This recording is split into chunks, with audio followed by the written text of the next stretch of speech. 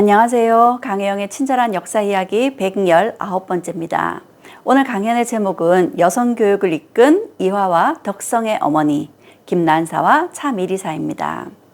김난사와 차미리사는 여성 독립운동가이자 여성 교육자입니다. 이름이 참 특이하죠. 그래서 이 두 분이 어떤 분들인지 아마 흥미가 생기실 것 같습니다. 1919년 3.1 만세운동 당시 이화학당의 담벼락을 넘어 만세운동에 뛰어든 5인의 결사대가 있었습니다. 우리가 알고 있는 유관순, 서명학, 김복순, 김희자, 국현숙입니다. 유관순을 비롯한 이들 5인의 결사대, 이들에게 횃불을 쥐어준 사람이 있었습니다. 그가 바로 김난사였습니다. 김난사에 대해서 몇 가지로 나누어서 이야기를 드리겠습니다.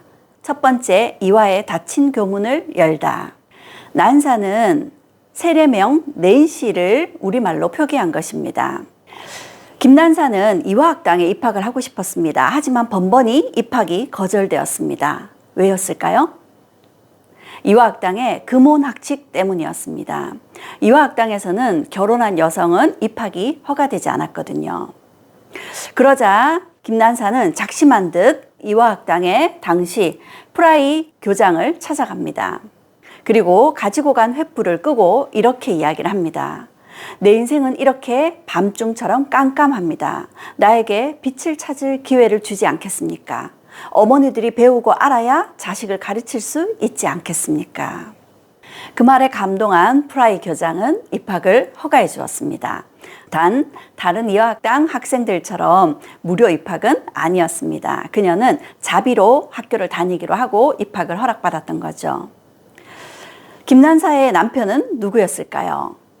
김난사는 19살에 무려 17살 연상의 남편 하상기에게 시집을 갔습니다. 왜 이렇게 나이 차가 많이 날까요? 당시 남편 하상기는 첫 번째 부인과 사별하고 김난사를 두 번째 부인으로 맞아들였던 거죠. 그런데 남편 하상기는 김난사의 공부에 무척 적극적이었습니다. 부인의 공부에 아주 적극적으로 외조를 해주는 남편이었죠. 어떻게 그럴 수 있었을까요? 남편 하상기는 인천의 감리서 책임자였습니다. 인천은 개항장으로 그 당시 많은 문물이 들어오는 곳이었습니다. 그런 곳에 책임자로 있던 고위관료였기 때문에 굉장히 깨어있는 사람이었죠. 어느 정도였냐면 부인이었던 김난사가 공부를 한다고 이화학당에서 끼니를 거를 것 같으면 하인을 시켜서 밥을 배달해 주기까지 했다고 합니다. 그야말로 외조의 왕이었죠. 두 번째 김난사의 삶은 태평양을 건너 세상에 눈을 뜨다입니다. 김난사는 남편을 따라 일본으로 유학을 갑니다. 1895년 당시 일본은 청일전쟁에서 승리하고 조선은 친일 내각이 들어섰습니다. 그리고 일본으로 관비 유학생이 파견되었죠. 그러자 김난사도 자신도 관비 유학생 신분을 허락해달라 해서 허락을 받아서 일본에서 유학 생활을 하고 있던 중이었습니다. 그런데 1896년 이 사진에서도 많은 유학생들과 함께 찍은 유일한 여성이었던 김난사의 모습이 보입니다. 그런데 1896년 2월에 당시 고종이 러시아 공사관으로 몸을 피신한 아관파천 사건이 일어나게 되죠. 그리고 조선에서는 친일 내각이 무너지고 친러 내각이 들어서게 됩니다. 이 일로 인해서 일본 유학생들에게 지원되던 학비가 중단돼 버렸습니다. 결국 김난사도 일본 유학을 중단하고 돌아와야 했습니다. 조선으로 돌아와 있던 중 1896년 그 당시 조선에는 서재필이 귀국하여 독립협회를 만들었습니다. 그리고는 독립문을 세우고 독립신문을 발간했죠. 그리고 서재필은 이런 연설을 했습니다. 미국의 남녀 평등한 활동이라는 주제의 연설이었습니다. 그 연설에 감동을 받은 김난사는 미국행을 결심합니다. 이 나라 저 나라가 앞다퉈 넘보는 조국을 지키기 위해서는 현대적인 교육만이 살 길이다. 그렇게 김난사는 미국으로 유학을 갔습니다. 1897년 미국에 도착한 그녀는 하워드 대학에서 수학을 하다가 미국의 웨슬리언 대학에서 문학을 전공하게 됩니다. 그리고 1906년 한국 여성으로서는 최초로 문학사 학위를 받게 되죠. 미국에서 유학하던 당시의 김난사의 모습입니다. 벽에 태극기가 보이시나요? 이런 사진을 보더라도 김난사가 조국의 독립에 대해서 어떤 생각을 가진 인물이었는지를 짐작하게 합니다. 그녀가 다녔던 웨슬리언 대학에는 또 다른 조선인이 있었는데 바로 고종의 5번째 아들 의친왕 이강이었습니다. 그녀는 웨슬리언 대학 재학 중에 의친왕 이강과 교류를 하게 되죠. 그 때문이었을까요? 귀국하고 난 이후에도 고종의 초청을 받게 됩니다. 1909년 고종은 여성 유학생 환영회를 열어주었습니다. 당시 해외 유학하고 귀국했던 여성 3분을 초청해서 그들에게 은장을 수여해 주었습니다. 그날의 모습을 두고 신문에서는 이렇게 이야기를 하고 있습니다. 하란사 박에스더 윤정원 씨가 외국에서 귀국하여 여자 교육의 종사함과 생명의 근무함을 감복하여 거월 28일 경희궁에서 환영회를 연다. 이국 500여 년 부인계에서 외국에 유학하여 문명한 지식으로 여자를 교육함은 초유한 미사라 하며 여자 학업이 종차 발달됨은 가히 장대한 일이다. 500년 역사에서 외국에 유학하여 돌아온 여자를 교육하게 된 것은 굉장히 기쁜 일이다. 이렇게 이야기를 하고 있습니다. 여기에 있는 박에스더는 우리나라 최초의 여의사입니다. 그리고 윤정원은 일본을 비롯한 외국을 두루 유학을 하고 왔던 음악가였습니다. 그런데 여기에 김난사의 이름이 하란사라고 표기되어 있습니다. 김난사는 오랫동안 하란사라는 이름으로 알려졌습니다. 왜 그런지는 조금 이따가 설명을 드리도록 하겠습니다. 이렇게 의친왕 이강 그리고 고종과의 인연으로 왕실과 친분을 쌓게 되면서 당시 고종의 후궁이었던 엄기비를 도와서 숙명여학교와 진명여학교를 설립하는 데도 큰 역할을 했습니다. 김난사의 삶 3번째는 학생들의 민족혼을 일깨우다입니다. 1907년 귀국한 김난사는 이화학당의 교사이자 기숙사 사감으로 근무를 하게 됩니다. 그뿐만 아니라 매일학교, 애호계여학교, 종로여학교, 동대문여학교 등등 이렇게 많은 여학교의 지도교사 역할을 하기도 했습니다. 누구보다 여학교 학생들의 교육에 관심이 높았던 거죠. 뿐만 아니라 그녀는 여학생의 교육은 나라의 독립으로 이어질 수 있다는 생각 때문인지 아주 무서운 호랑이 선생님이기도 했습니다. 이후 이화학당에 대학과가 설립되면서 그녀는 최초의 한국인 여자 교수가 됩니다. 당시 이화학당에는 이문회라는 이름의 여학생 단체가 있었습니다. 1905년 우리가 을사늑약으로 외교권을 빼앗기고 난 이후 이들 여학생들은 모임을 가지면서 나라의 독립을 되찾기 위한 기도를 드리기도 하고 독립운동에 대한 열띤 토론을 벌이기도 했었습니다. 이 이문회에 속해 있던 이화학당의 여학생 중에 한 명이 유관순 열사였습니다. 그리고 이 이문회라는 이화학당의 단체를 이끌고 있던 이가 김난사였습니다. 김난사는 이화학당의 학생들에게 조선을 밝힐 등불이 되어다오 이렇게 당부를 했었죠. 김난사는 당시 많은 여성의 롤모델인 신여성이기도 했습니다. 그리고 할 말은 하는 신여성이었습니다. 당시 윤치호가 이렇게 말합니다. 교육은 요리와 살림에 서툴고 시어머니에게 반항이나 하는 여성을 만들어낸다. 윤치호의 이 말에 김난사는 이렇게 반박했습니다. 미국이나 유럽에서는 정규 고등학교 졸업생이 그저 요리나 바느질이나 하는 법을 알게 되기를 바라지는 않고 있다는 사실입니다. 또 한 가지 알아야 될 사실은 그 학교들의 목적과 방향은 슬기로운 어머니, 충실한 아내 및 개화된 가정주부가 될 수 있는 신여성을 배출하는 것이지 요리사나 간호사, 친모를 배출하는 것이 아니라는 점입니다. 뿐만 아니라 김난사는 당시 굉장히 핫한 여성이었습니다. 유행을 이끌었죠. 그녀의 헤어스타일, 퐁파두르 스타일은 앞머리를 뒤로 빗겨 넘겨서 이마를 내놓는 머리 모양인데 이화학당의 학생들이 너도나도 그녀의 머리를 따라했다고 합니다. 그런 신여성 김난사도 큰 아픔을 겪었던 일이 있었습니다. 그녀가 유학 갈 당시 어린 딸을 남편의 전 부인의 아들에게 맡겨두었었는데 그 딸이 유학당에 3학년에 재학 중일 때 전염병으로 그만 죽고 말았습니다. 1915년의 일이었습니다. 딸의 죽음이 굉장한 충격이었을 겁니다. 하지만 그럼에도 불구하고 김난사는 1916년 미국에서 열리는 세계 감리교 총회의 평신도 대표로 참석을 하게 됩니다. 그리고 약 한 달간의 회의가 끝나고 난 이후 그녀는 미국에 남아서 공부를 계속하면서 미국 전역을 돌아다니면서 미국에 있는 한국인들을 상대로 모금을 하기 시작했습니다. 그녀가 모금을 한 까닭은 정동교회에 파이프 오르간을 사 보내기 위해서였습니다. 당시 파이프 오르간의 가격이 2,500원, 그러니까 1,400달러였습니다. 그런데 그 1,400달러 중에 100달러는 김난사가 기부한 금액이었습니다. 운송비도 만만치 않았습니다. 그래서 모두 오르간을 사고 운송하고 설치하는 데까지 든 비용이 약 5,000원이었습니다. 이 5,000원이 얼마나 큰 돈이었을까요? 1897년 정동 제1교회에 베델 예배당을 건축할 때 비용이 8,000원이었습니다. 1897년과 1916년 시간차가 있긴 하지만 파이프 오르간을 운송하고 설치하는 데까지 비용이 5,000원이었다라는 것은 굉장히 큰 금액이라는 걸 알 수 있습니다. 그녀는 왜 이렇게까지 비싼 파이프 오르간을 굳이 베델 예배당에 설치하려고 했던 걸까요?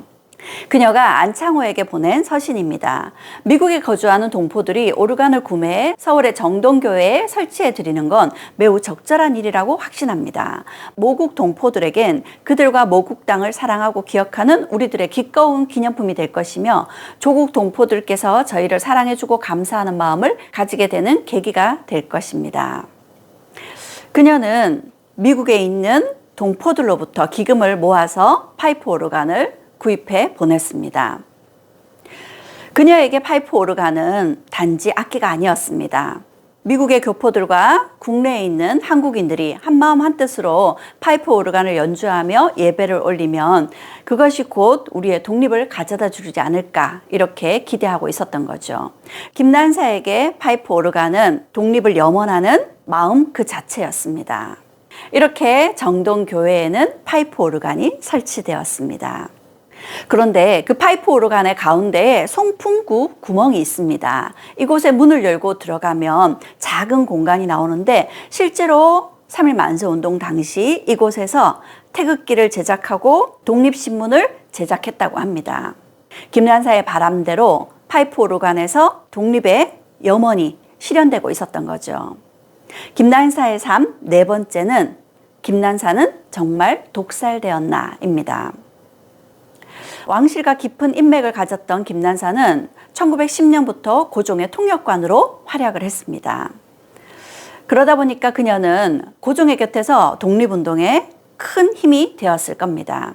그러던 중 고종은 1918년 1차 세계대전이 끝나고 난 이후 독립운동에 대한 마음이 깊었던 의친왕 이광과 김난사를 파리 강화회의에 밀사로 파견하고자 하는 계획을 세우게 됩니다. 그런데 그만 1919년 1월 고종이 갑자기 급사하고 말았습니다. 결국 고종의 파리 강화회의의 밀사 파견 계획은 취소되고 말았죠. 하지만 국내 여러 곳에서 김난사라도 파리 강화회의에 파견하자라는 분위기가 생겨났다고 합니다. 여성 독립운동가였던 황에스더는 이렇게 이야기를 하고 있습니다. 나는 조선안 여학생을 단합하여 운동을 일으키고 파리 강화회의에 하란사씨를 파견할 기금 모집을 할 겸 귀국했다. 파리 강화회의에 우리 대표를 보낸다 하니까 돈을 낸다, 의류를 낸다, 놀이기에 화장품을 내놓는다, 야단들이었다. 그렇게 김난사는 파리 강화회의에 참석하기 위해 길을 떠납니다. 파리 강화회의로 향하던 중 그녀는 베이징에 도착해 머물고 있을 때였습니다. 베이징에 우리 동포가 마련해준 식사에 초대를 받았고 식사에 초대를 받은 날로부터 3일 후 그녀는 47세로 의문의 죽음을 당하게 됩니다. 그녀의 죽음을 두고 독립신문에는 이렇게 이야기를 하고 있습니다. 의친왕의 밀칙으로 파리 강화회의에 출석하려고 중국 베이징에 머물던 중 유행성 감기에 걸려 세상을 떴다. 그런데 또 다른 이야기도 있습니다. 신한민보에 따르면 그 죽음의 사유는 도무지 알 수 없는 일인 바 이렇게 이야기를 하고 있습니다. 그리고 경향신문에서는 일본인 앞잡이에게 살해를 당했다고 하나 그 진상은 오리무중에 파묻혀 밝혀지지 않았다라고 합니다. 김난사에 대한 일대기를 쓰기도 했었던 조선 최초의 여기자 최은희는 이렇게 이야기를 했습니다. 장례에 참가했던 미국 성공의 책임자 베커에 의하면 시체가 시커먼 게 독약으로 인한 타살로 추측된다. 장례를 치르기 위해 베이징에 온 하상기가 베이징에 가는 도중 봉천에서 어떤 동지를 만나 속뜻을 이야기한 게 오히려 그녀가 위해를 입은 원인이 됐다고 한탄했다는 소문이 파다했다. 1995년 김난사에게는 건국훈장 애족장이 수여되었습니다. 그녀가 죽은 지 70년 만의 일이었습니다. 그런데 이 훈장증에 보면 그녀의 이름이 하란사라고 적혀 있습니다. 그녀는 왜 오랫동안 하란사라는 이름으로 알려졌을까요? 그것은 그녀가 미국으로 유학할 당시 미국의 문화에 따라 남편의 성을 따랐기 때문이었습니다. 그런데 그녀의 이름은요, 남편 하상기의 호적에 따르면 김난사. 그래서 지금은 김난사라고 부르고 있습니다. 그리고 2018년 국립현충원에 김난사의 위패가 봉안되었습니다. 그리고 완전히 하란사에서 김난사라는 이름을 되찾는 순간이었죠. 이 2018년 대통령 표창을 받은 여학교 학생들이 있었습니다. 6명의 배화여학교 학생들과 20명의 근화여학교 학생들이었습니다. 1920년 3월 1일 3.1 만세운동이 있고 1년 후 만세운동을 펼쳤던 배화여학교 학생들 6명에게 대통령 표창이 내려졌습니다. 당시 6명의 배화여학교 학생들이 만세를 외칠 수 있었던 데에는 그 뒤에 배화여학교 사감이던 차미리사가 있었기 때문이었습니다. 1929년 광주학생 항일운동 당시 근화여학교 학생들이 대거 참여했습니다. 근화여학교 학생들이 이렇게 대규모의 항일 시위에 나설 수 있었던 것 역시도 근화여학교를 설립한 차미리사의 영향이었습니다. 이번에는 차미리사 어떤 분인지 그녀의 삶을 따라가 보겠습니다. 그녀의 삶 첫 번째는 교회에서 나를 자각하다입니다. 섭섭이는 1879년 차미리사가 태어날 때 붙여진 이름이었습니다. 차미리사의 아버지는 6번째 막내로 태어난 그녀가 아들이 아니라는 이유로 섭섭하다며 이런 이름을 붙여준 것이었습니다. 앞에 5 아이들이 모두 일찍 죽었기 때문에 아들을 간절히 원했다고 합니다. 섭섭이라 불렸던 차미리사, 그녀는 19살에 시집을 갑니다. 그리고 딸을 얻었지만 결혼한 지 3년 만에 남편이 죽고 말았습니다. 그녀는 21살에 과부가 되었습니다. 자신의 삶이 무척 불우하다 생각했을 겁니다. 그녀의 그런 생각이 바뀌게 된 것이 상동교회를 다니면서부터였습니다. 상동교회를 다니면서 그녀는 여자도 남자와 평등하다. 여자도 존중받아야 될 대상이다. 이런 교육을 받게 되죠. 그러면서 그녀 역시도 세례를 받습니다. 그녀의 세례명이 멜리사. 그래서 그녀는 자신의 이름을 미리사라고 불렀죠. 차미리사의 2번째 삶은 배움의 가치를 찾아 떠나다입니다. 상동교회를 다니던 그녀에게 선교사들의 후원으로 유학을 갈 기회가 있었습니다. 하지만 자신의 삶이 불우하다고 생각했던 차미리사가 용기를 내기는 쉽지 않았습니다. 그런데 박에스터를 보면서 그 생각이 바뀌었습니다. 미국에 가서 의학을 졸업하고 귀국한 박 씨를 보고 말할 수 없이 부러웠으며 이를 동기로 학교에 입학하기로 결심했다.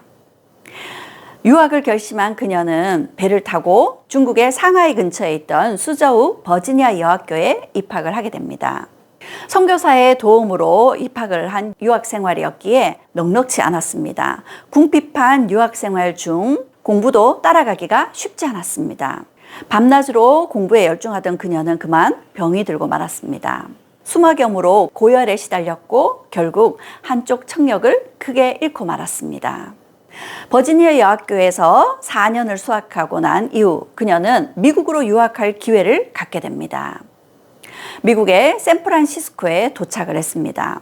하지만 당장 유학을 할 형편은 되지 않았습니다. 그래서 일을 하면서 미국 사회에 적응하고 있었고, 그러던 중 미국에서 여러 가지 사회 활동을 하게 됩니다. 대동교육회를 설립하는데 참여했고, 이 대동교육회는 이후 대동보국회로 확대되었습니다. 대동보국회 활동을 하면서 그녀는 하와이에 있던 한인 노동자들을 위한 사회봉사활동을 펼치기도 했고요. 미국에서는 최초로 샌프란시스코에 한국 부인회를 설립하고 한국 부인회의 회장이 되었습니다. 그리고 기금을 마련해서 국내 평안남도에 대동고아원을 설립하기도 했습니다. 그리고 그녀는 대동공보라는 신문에 기고를 실기도 했죠. 이러한 활동으로 그녀는 미국의 교포사회에서 유명 인사가 되었습니다.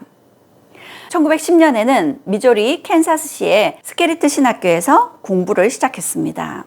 그녀가 유학을 떠나면서 어린 딸은 어머니에게 맡겨두었습니다. 하지만 그녀의 유학 생활이 길어지면서 나이 든 어머니는 그만 돌아가셨고 딸은 소식이 끊기고 말았습니다. 훗날 귀국해서 딸의 행방을 수소문해봤지만 결국 딸을 찾을 수는 없었습니다. 차미리사의 세 번째 삶은 근화, 조선 여성들을 깨우다입니다. 1912년 그녀는 배화학당의 사감으로 귀국했습니다. 그리고 배화학당 여학생들에게 이렇게 이야기를 합니다.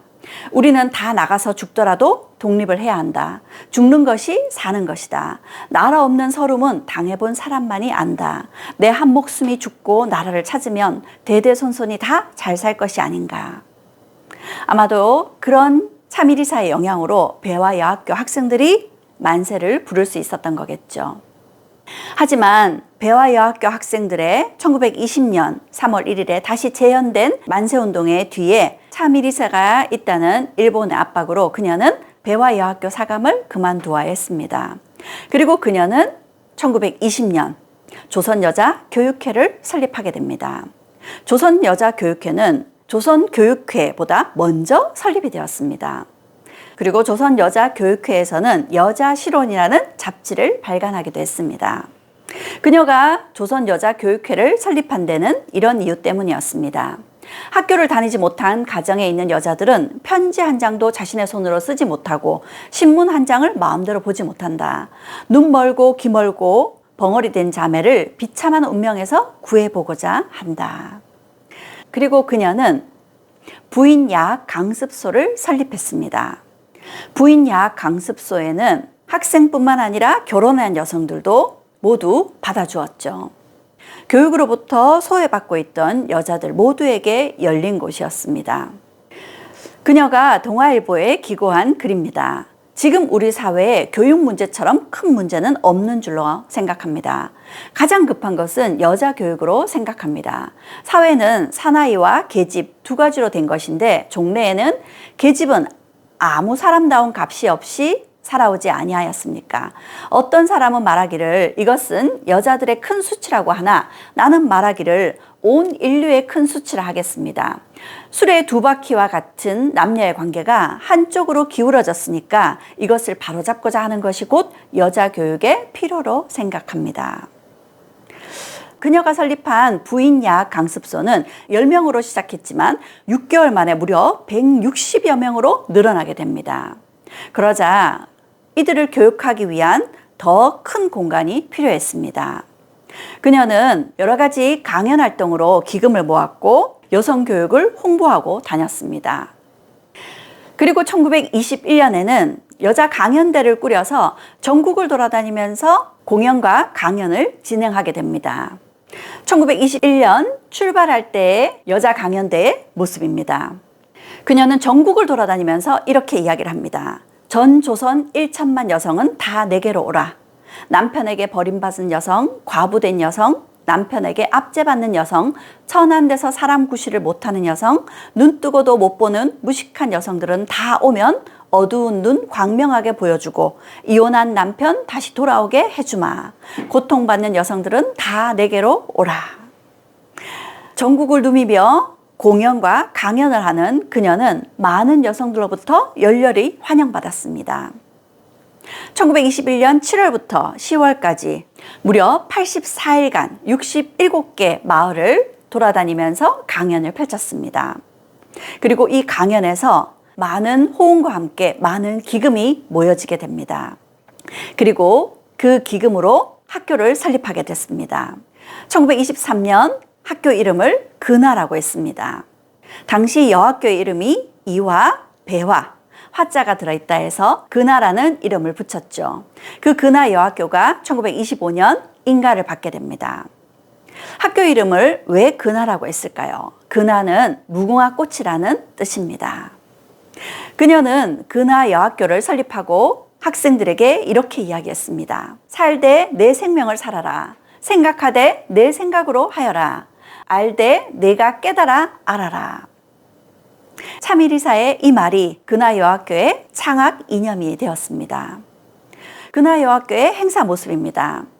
머리를 따은 처녀들의 모습도 보이지만 머리를 올린 결혼한 여성들의 모습도 보입니다.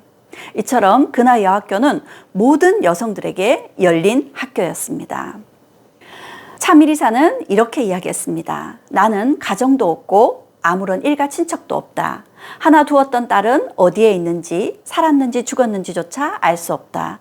그러니 이 근화는 내 가정이고 이곳의 학생들은 모두 내 딸들이다. 근화 여학교에 모든 열정을 쏟았던 참이리사의 모습을 엿볼 수 있습니다.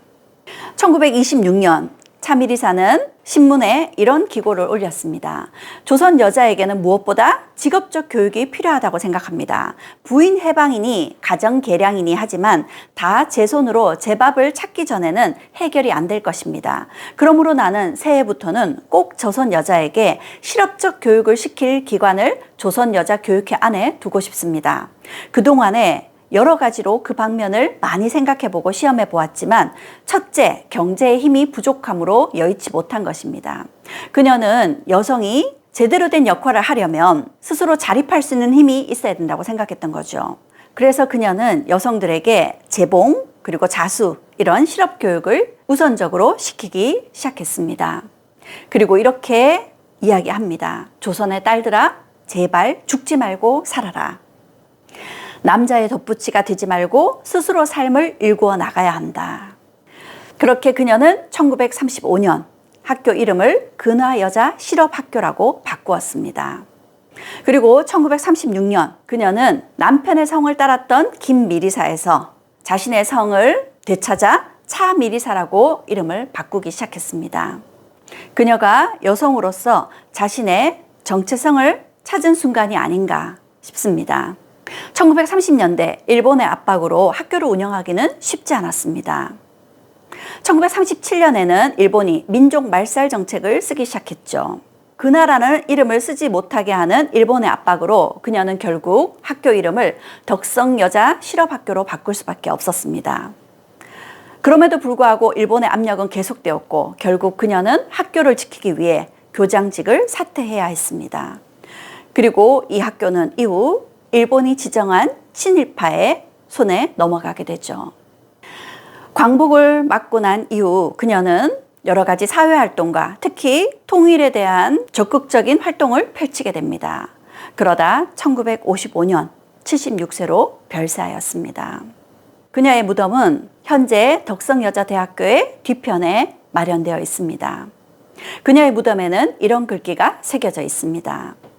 내게는 한 가지 한이 있다. 온전한 독립을 못 보고 죽는 것이 유한이로다. 2002년 그녀에게 건국훈장 애족장이 수여되었습니다. 돌아가신 지 47년 만이었습니다. 하지만 그녀의 훈장은 후손에게 전달될 수 없었습니다. 그러던 중 2013년 그녀의 후손이 나타났습니다. 그녀의 훈장은 그녀의 후손에게 전달되었죠.